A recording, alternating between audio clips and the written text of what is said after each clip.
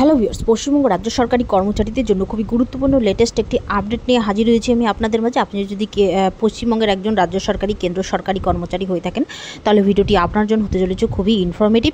ভিডিওটি মাঝে থেকে কোথাও এক সেকেন্ডও স্কিপ করবেন না, প্রথম থেকে শেষ পর্যন্ত অবশ্যই দেখবেন। চ্যানেলে প্রথমবার হয়ে থাকলে অবশ্যই চ্যানেলটিকে সাবস্ক্রাইব করে নোটিফিকেশন বেলটি এখনই অন করে রাখুন, এরকম লেটেস্ট বেতন বৃদ্ধি এবং ডিএ বৃদ্ধি সংক্রান্ত খবর সবার আগে পাওয়ার জন্য। আর অলরেডি যারা চ্যানেলটিকে সাবস্ক্রাইব করে রেখেছেন তাদেরকে জানাই অসংখ্য অসংখ্য ধন্যবাদ। তো বন্ধুরা, পশ্চিমবঙ্গ রাজ্য সরকারি এবং কেন্দ্র সরকারি কর্মচারীদের জন্য কি আপডেট উঠে এসেছে চলুন এক নজরে দেখে নেওয়া যাক। অন স্ক্রিনে দেখতে পাচ্ছেন অনেক অভিযোগ দূর, 5% ডিএ বাড়ল রাজ্য সরকারি কর্মীদের, কেন্দ্রের সঙ্গে ফারাক কত?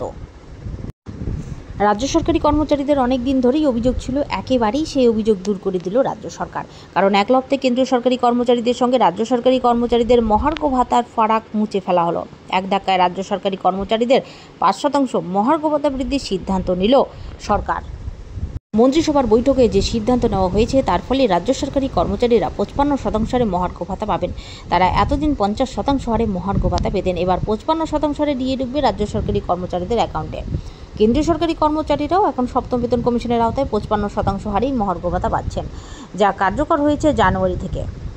শুধু তাই নয়, মন্ত্রিসভার বৈঠকে রাজ্য সরকারি কর্মচারীদের জন্য আরও একটি গুরুত্বপূর্ণ সিদ্ধান্ত নেওয়া হয়েছে, যে রাজ্য সরকারের তরফে জানানো হয়েছে রাজ্য সরকারি কর্মচারী এবং আধিকারিকদের নয়া বদলি নীতিতে অনুমোদন দেওয়া হয়েছে। সেই সঙ্গে শুধু তাই নয়, মন্ত্রিসভার বৈঠকে রাজ্য সরকারি কর্মচারীদের জন্য আরও একটি গুরুত্বপূর্ণ সিদ্ধান্ত নেওয়া হয়েছে। রাজ্য সরকারের তরফে জানানো হয়েছে রাজ্য সরকারি কর্মচারী এবং আধিকারিকদের নয়া বদলি নীতিতে অনুমোদন নেওয়া হয়েছে। সেই সঙ্গে ওই বৈঠকে রাজ্যের বিভিন্ন শ্রেণীর মানুষের জন্য একাধিক গুরুত্বপূর্ণ সিদ্ধান্ত নেওয়া হয়েছে বলে জানিয়েছেন মন্ত্রী।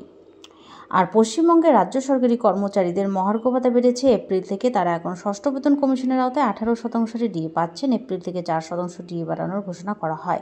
বর্ধিত ডিএর টাকা ইতিমধ্যে রাজ্য সরকারি কর্মচারীদের অ্যাকাউন্টে ঢুকে গিয়েছে। বেতনের সঙ্গে 18% ডিএ পেয়েছেন রাজ্য সরকারি কর্মচারীরা। এমনিতে 2026 সাল থেকে কেন্দ্রীয় সরকারি কর্মচারী অষ্টম বেতন কমিশনের আওতায় চলে আসবেন। ইতিমধ্যে অষ্টম বেতন কমিশন গঠন করা হয়েছে, যা কার্যকর হওয়ার কথা আছে 2026 সালের জানুয়ারি থেকে। তার আগে সপ্তম বেতন কমিশনের আওতায় কেন্দ্রীয় সরকারি কর্মচারীদের আরও এক দফায় ডিএ বৃদ্ধির কথা আছে।